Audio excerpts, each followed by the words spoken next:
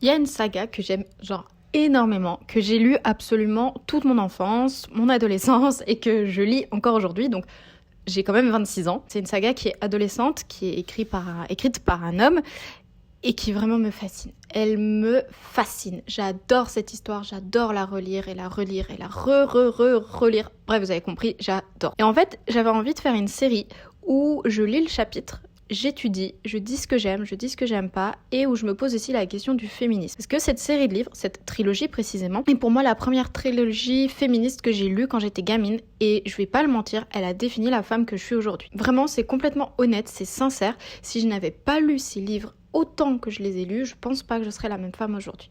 Et c'est des livres vers lesquels je me tourne quand j'ai besoin de me réassurer dans ma féminité, quand j'ai besoin de m'évader, quand j'ai besoin d'avoir ce petit cocon confort réconfortant. C'est vraiment ces livres-là. Les livres dont je parle, c'est la trilogie des Marcombes ou des Marchombres, je ne sais pas comment le prononcer, par Pierre Bottero. Et Elana, c'est mon héroïne, quoi. Vous savez, moi j'ai grandi avec Harry Potter, j'ai lu les livres, j'ai vu chaque film au cinéma, enfin je suis fan, mais c'est pas pareil. Les femmes qu'il y a dans Harry Potter, oui, ok, elles sont super badass et tout, mais c'est quand même très cliché. Puis je veux pas vous parler non plus de tout le contexte derrière, raciste, avec des remarques vraiment déplacées. Enfin bref, voilà. Harry Potter, pour moi, sur certains points, est problématique, mais ça, c'est un autre débat. Alors que, ou en tout cas, je ne l'ai pas, Pacte des Marchombes de Pierre Bottero, mais c'est une mine d'or, c'est une pépite, c'est super bien écrit. Ce sont des livres qui m'ont donné envie d'écrire, qui m'ont donné envie de lire, qui m'ont donné envie d'être une femme forte, une femme qui ne se laisse pas faire. Il y a plein de points de ma personnalité que je retrouve dans Elana. Donc voilà, dans la série de podcasts qui va arriver à ce sujet-là, je vais lire le chapitre et je lirai un chapitre après l'autre. Et après, on en parlera, on discutera dessus et dites-moi si ça vous plaît, simplement. Tome 1, Pacte des Marchombes par Pierre Bottero, Elana. Chapitre 1. Pourquoi les nuages vont dans un sens et nous dans l'autre ? Omaël Caldine éclate d'un rire tonitruant. Parce que nous ne sommes pas des nuages grenouilles, s'exclama-t-il en ébouriffiant les cheveux de la fillette assise à côté de lui. Celle-ci fit un mot. Elle adorait son père, ses gestes tendres et rudes à la fois, sa voix forte et son inaltérable bonne humeur. Elle aimait moins qu'il ne réponde jamais à ses questions. Elle leva les yeux vers le ciel, contemplant les nuages qui filaient vers le sud, alors que la caravane dont faisait partie leur chariot progressait vers le nord. Elle sentait qu'il y avait une explication à ce phénomène, mais à 5 ans et des poussières, les mots pour exprimer son trouble lui manquaient cruellement.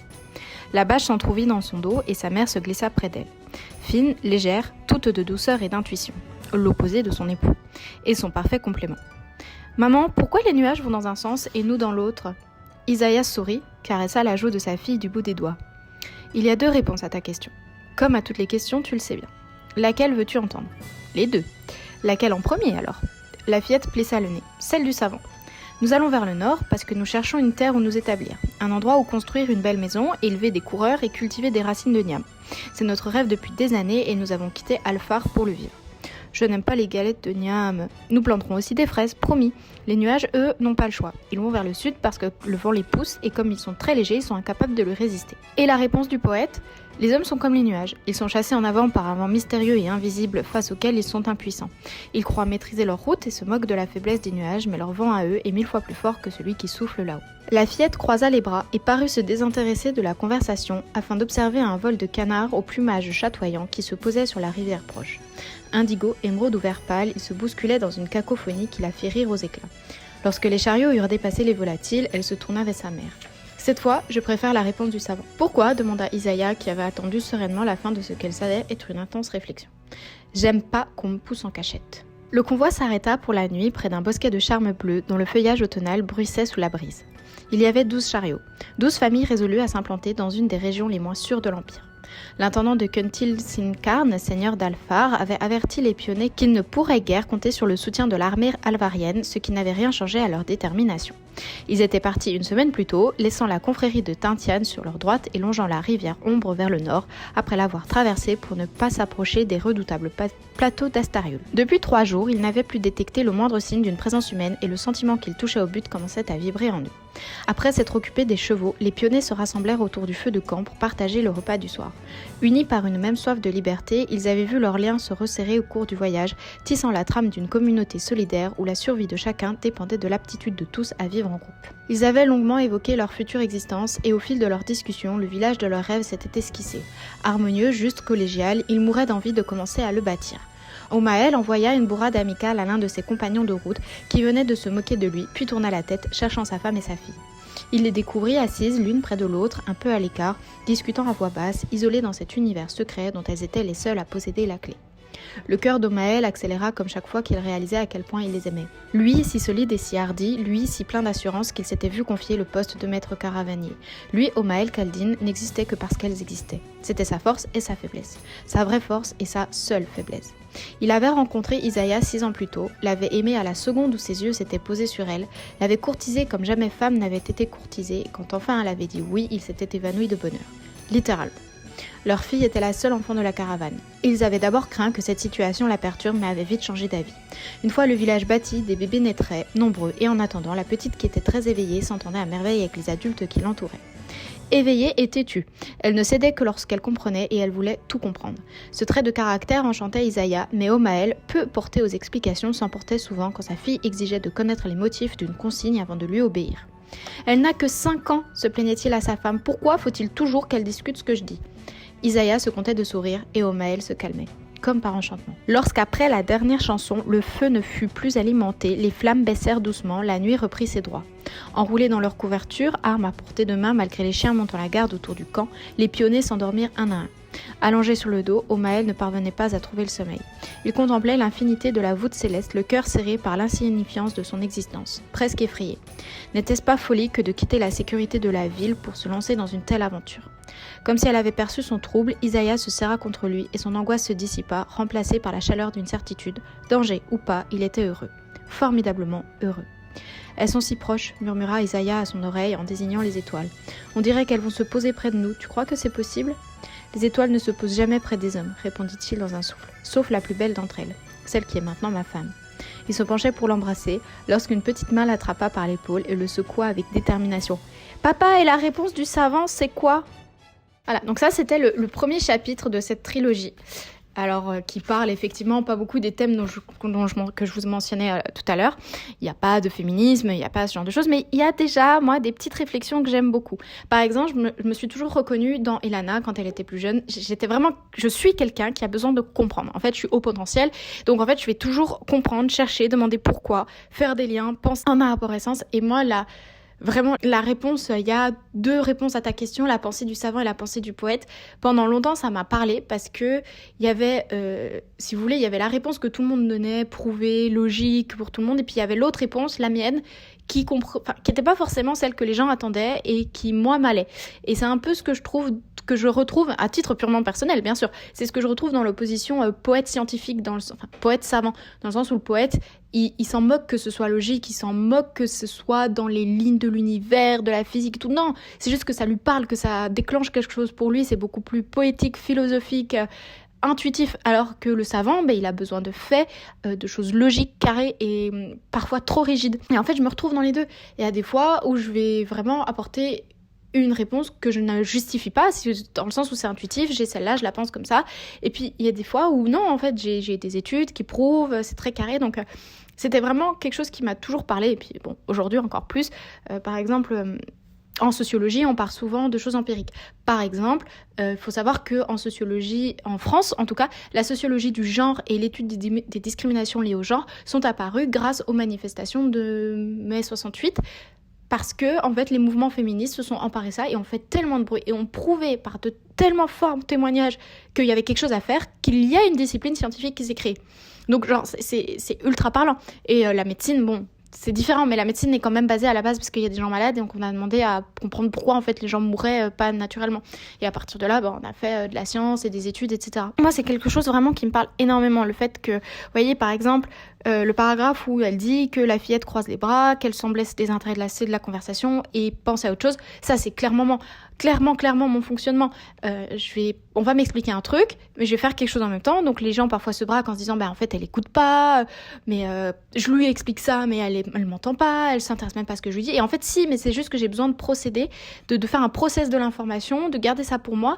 Et en fait le pire c'est que parfois les gens croient que je réponds complètement à côté ou que je dis un truc complètement hors de propos à leurs réponses, c'est juste que moi j'ai fait des liens qu'ils n'ont pas fait, que parfois je pars trop loin. Ça c'est un truc, on n'arrêtait pas de me le dire pendant mes études. Non mais Floriane, tu pars trop loin. Donc c'est quelque chose vraiment qui me parle. Et puis il y a des... Moi, il y a des phrases qui sont cultes, tu vois. Quand Isaiah explique à sa fille que le vent pousse les nuages, et que Elana, genre, elle a 5 ans, elle dit « J'aime pas qu'on me pousse en cachette ». Genre, elle est magique cette réflexion, tu vois. Moi, je trouve que c'est génial. C'est déjà le talent de l'auteur, parce que vraiment, c'est naïf comme réponse. C'est vraiment une réponse d'enfant. Pour être quelqu'un qui écrit, je trouve qu'écrire des enfants, c'est vraiment très difficile pour pas tomber dans le cliché. Parce que écrire des enfants, ça nécessite d'avoir en fait une écriture naïve, mais pas vraiment débile. Un enfant, c'est pas bête. C'est au contraire très éveillé, très curieux, et ça a des réflexions très simples, parfois très logiques, mais d'une logique d'enfant. Et donc en fait, c'est pas qu'ils sont moins intelligents, c'est pas du tout le cas, c'est juste qu'ils ont un autre regard sur le monde, et je trouve ça vraiment difficile d'écrire des enfants qui sont pas plan-plan, neuneux, ou complètement what the fuck. Et je trouve que même à mes 26 ans, je trouve que c'est très bien écrit. Alors, c'est pas effectivement l'écriture de Robin Hobb, c'est pas... ça n'a rien à voir, c'est pas comparable, mais je trouve que c'est quand même très très bien écrit. Après, il y a aussi quelque chose que je trouve assez drôle, c'est le comportement d'Omael. Omael, c'est un homme qu'on comprend à la lecture, voilà, un homme autoritaire, probablement un homme de guerre, de guerrier, qui a des responsabilités. C'est un peu le cliché de l'homme fort qui a besoin de personne, mais par contre, il a une petite femme et c'est sa faiblesse. Vous voyez, et ça parle un petit peu de masculinité, et de mon côté féministe, j'ai un peu envie d'y voir une critique due à la masculinité toxique de cet homme fort, viril, et sa seule faiblesse, c'est sa petite femme toute chou qui s'occupe de son enfant. Voilà. Je trouve que c'est très cliché, mais d'un autre côté, c'est bien écrit. Et alors, la fin du chapitre où la petite, avec son petit complexe d'Oedipe, se mêle entre ses parents dans le lit conjugal, bon, dans l'herbe conjugale en l'occurrence, pour dire « Et c'est quoi la réponse du savant ?» Parce qu'il a donné une réponse poétique, une réponse d'amoureux à sa femme. Je trouve ça... ouais, franchement, je trouve ça trop bien, je trouve ça vraiment bien écrit. Donc voilà, ce premier chapitre, il est assez court, hein, il fait... attendez, je vais vous dire, il fait 1, 2, 3... Oui, il fait 3 pages. Et c'est pareil, c'est ça que j'aime bien, c'est que Pierre Bottero, il se force pas à écrire. En tout cas, c'est pas le sentiment qu'on a. Il fait des lignes qui sont très claires. Vous voyez, par exemple, dans ce premier chapitre, on sait pas quelles sont la couleur des cheveux, des yeux, les apparences des personnages. Et enfin, moi, ça me pose aucun souci. Il y a des prénoms... originaux, dans le sens où, voilà, Omael, Isaiah, Kuntil, c'est pas des prénoms qu'on entend, je veux dire, à notre époque, mais c'est de l'heroic fantasy, donc ça nous choque pas. Mais d'un autre côté, ça ne nous donne aucune information sur les personnages.